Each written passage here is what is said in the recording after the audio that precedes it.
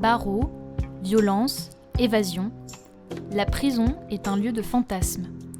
En France comme ailleurs, difficile de se forger un avis éclairé sur le sujet, qui peut être vu comme tabou, à l'origine de peur, mais qui surtout cristallise les débats.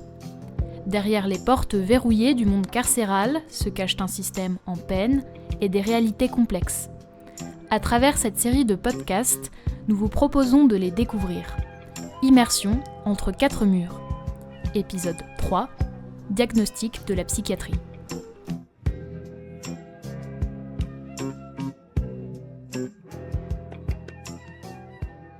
La santé mentale a été déclarée grande cause nationale par les autorités politiques, mais voilà, c'est la psychiatrie de ville. La population générale s'en fout des détenus, mais par contre, j'ai l'impression qu'ils voudraient qu'ils crèvent tous. Claire Cugier, chef de l'unité de psychiatrie de la maison d'arrêt de Nanterre.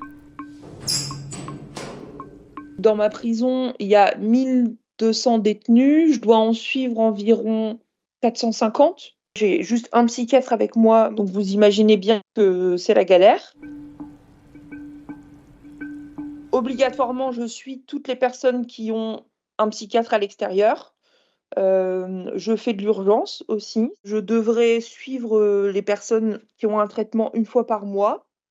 Vraiment, c'est le minimum. Après, je sélectionne. C'est-à-dire que les patients qui sont schizophrènes et qui ont vraiment besoin d'accompagnement, je les vois une fois toutes les 2 semaines. Par contre, ça me fait allonger les autres consultations pour les personnes qui ont plus des troubles anxieux. Je vais les voir peut-être une fois toutes les 6 semaines, j'essaie en tout cas. Il y a plusieurs pathologies psychiatriques qu'on peut développer en prison. La première pathologie psychiatrique qu'on peut développer en prison, c'est ce qu'on appelle le trouble de l'adaptation. Donc, ce sont des personnes comme vous et moi qui arrivent en prison et qui vont être stressées par l'environnement pénitentiaire et qui peuvent développer principalement des troubles anxieux, des troubles dépressifs. Il faut savoir que l'enfermement est pourvoyeur de dépression, ou alors qui, sous l'influence de consommation de toxiques, peuvent développer des troubles plus psychotiques, donc des troubles un peu plus délirants, avec une rupture avec la réalité. On doit normalement avoir les mêmes moyens qu'à l'hôpital. Donc, on doit avoir une pharmacie, des préparateurs en pharmacie. Nous, on n'a plus de pharmacie et on n'a plus de préparateurs en pharmacie.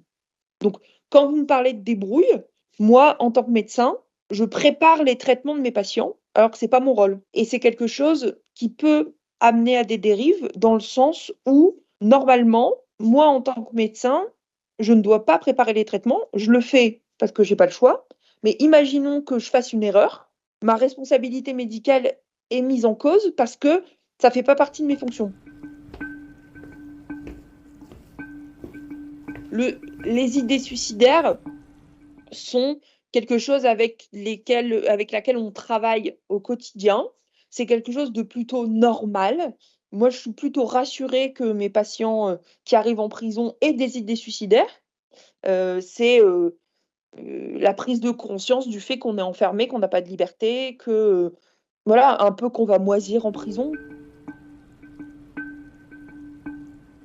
Je veux dire, même moi, je pense que si j'étais incarcérée, j'aurais des idées suicidaires au début.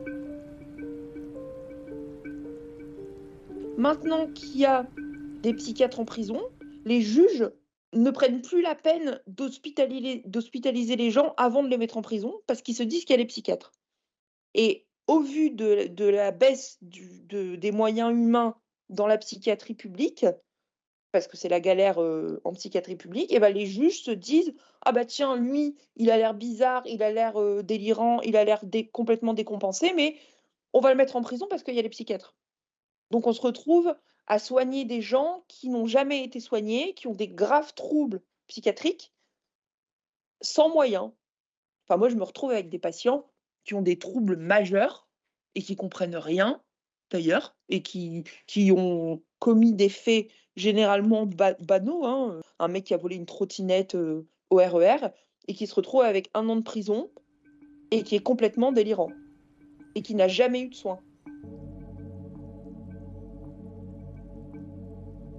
L'énorme problème en détention, c'est que le soin est instrumentalisé par les patients et par les autorités judiciaires. Il y a eu une loi qui est sortie l'année dernière, je crois, qui octroie des remises de peine supplémentaires quand il y a un suivi psycho ou psychiatrique. Donc, évidemment que tous les patients veulent me voir quand ils arrivent. Donc, on essaie de faire ce filtre quand même. Moi, je rappelle à mes patients que moi, je suis psychiatre et que moi, je suis là pour prendre en charge les maladies psychiques, mais je ne suis pas là pour octroyer des remises de peine et parler au juge. En France, franchement, maintenant, ils se prennent plus la tête. Voilà, si quelqu'un, a des troubles psychiatriques, est sans papier, est clochardisé, fait un peu de bruit à l'extérieur, on le fout en prison et puis, au moins il est plus dans la société. Quand je réfléchis au système, j'ai qu'une envie, c'est, de me barrer et puis d'aller en clinique et de gagner 15 000 € par mois. Mais après, je le fais parce que c'est ma vocation et c'est utile. Mais oui, c'est très difficile.